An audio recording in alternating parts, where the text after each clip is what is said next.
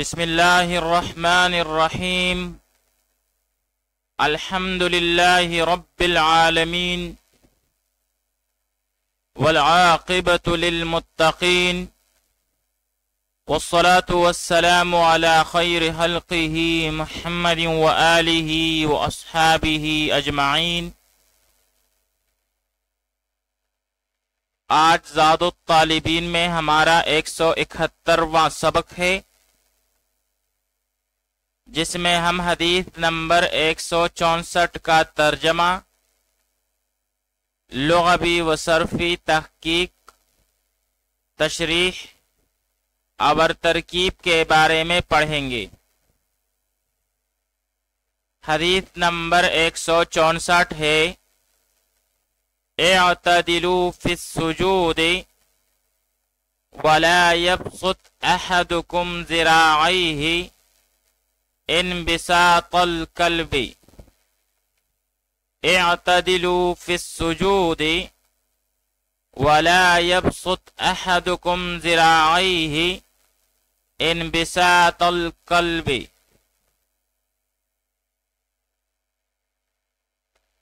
اعتدلوا تہرا کرو، فی السجود سجدے میں، ولا یبسط اور نہ پھیلائے، احدکم تم میں سے کوئی ایک، ذراعیہ اپنے بازوؤں کو،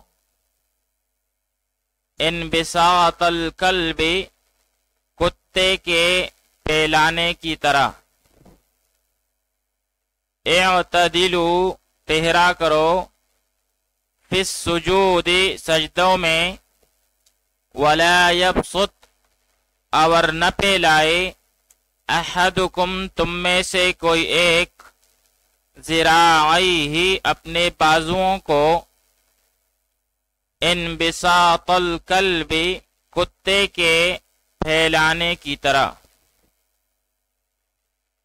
اب یہاں پر اعتدلوا سیاہ جمع مذکر مخاطب، پہلے امر حاضر معلوم، اسباب افتعال جیسے اعتدل یعتدل اعتدالا بمعنی برابر اور یکساں ہونا، معتدل ہونا، بہتر اور خوشگوار ہونا۔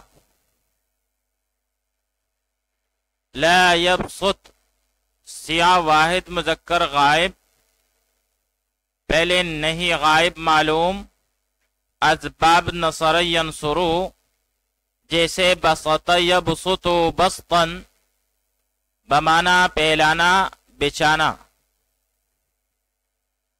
ذراعیہ اصل میں ذراعین تثنیہ تھا، ذراعن کا بمعنی بازو، پھر نون اضافت کی وجہ سے گر گیا اور جمع اس کی ازرعن اور زرعان آتی ہے۔ آئیے اب اس حدیث شریف کی تشریح پڑھ لیتے ہیں۔ اس حدیث مبارک میں سجدہ کو اطمینان سے کرنے کی ترغیب دی گئی ہے۔ علامہ طیبی رحمۃ اللہ تعالی علیہ فرماتے ہیں کہ سجدہ میں اعتدال سے مراد یہ ہے کہ پشت کو برابر رکھا جائے اور دونوں ہتھیلیوں کو زمین پر رکھا جائے اور کوہنیاں زمین سے اوپر رکھیں اور پیٹ کو رانوں سے الگ رکھیں۔ جب اس طرح سے سجدہ کیا جائے گا تو اس کو اطمینان والا سجدہ کہیں گے۔ بعض علماء کرام فرماتے ہیں کہ اس حدیث میں سجدہ کی اہمیت کو بھی بیان کیا گیا ہے کہ سجدہ خوب اچھی طرح کی جائے۔ فقہائے کرام فرماتے ہیں کہ سجدہ کی حقیقت ہے اللہ کے سامنے اپنی عبودیت اور انکساری کے اظہار کے طور پر بندہ کا اپنے سر کو زمین پر ٹیک دینا۔ سجدہ میں دونوں پیروں کو زمین پر رکھنا ضروری ہے۔ اگر دونوں پیر سجدہ کی حالت میں زمین سے اٹھے رہے تو نماز فاسد ہو جائے گی، اور اگر ایک پیر اٹھا رہا تو پھر سجدہ مکروہ ہو جائے گا۔ در مختار میں ہے کہ پیشانی اور دونوں پیروں سے سجدہ فرض ہے، اور دونوں پیروں میں سے کم از کم ایک انگلی زمین پر ہونا شرط ہے، اور ہاتھوں کو زمین پر رکھنا سنت ہے۔ آئیے اب اس حدیث شریف کی ترکیب پڑھ لیتے ہیں۔ اعتدلوا فعل امر حاضر اور اس میں واو ضمیر بارز اس کا فاعل، فی السجود فی جارہ السجودی مجرور، پھر جار مجرور مل کر یہ متعلق ہوا اعتدلوا فعل کے ساتھ، پھر فعل اپنے فاعل اور متعلق کے ساتھ مل کر جملہ فعلیہ انشائیہ امریہ ہو کر معطوف علیہا۔ جملہ عربی میں مؤنث ہے اور اردو میں مذکر، اگر اردو کی رعایت رکھیں گے تو معطوف علیہ کہیں گے، اور اگر عربی کی رعایت رکھیں گے تو پھر معطوف علیہا۔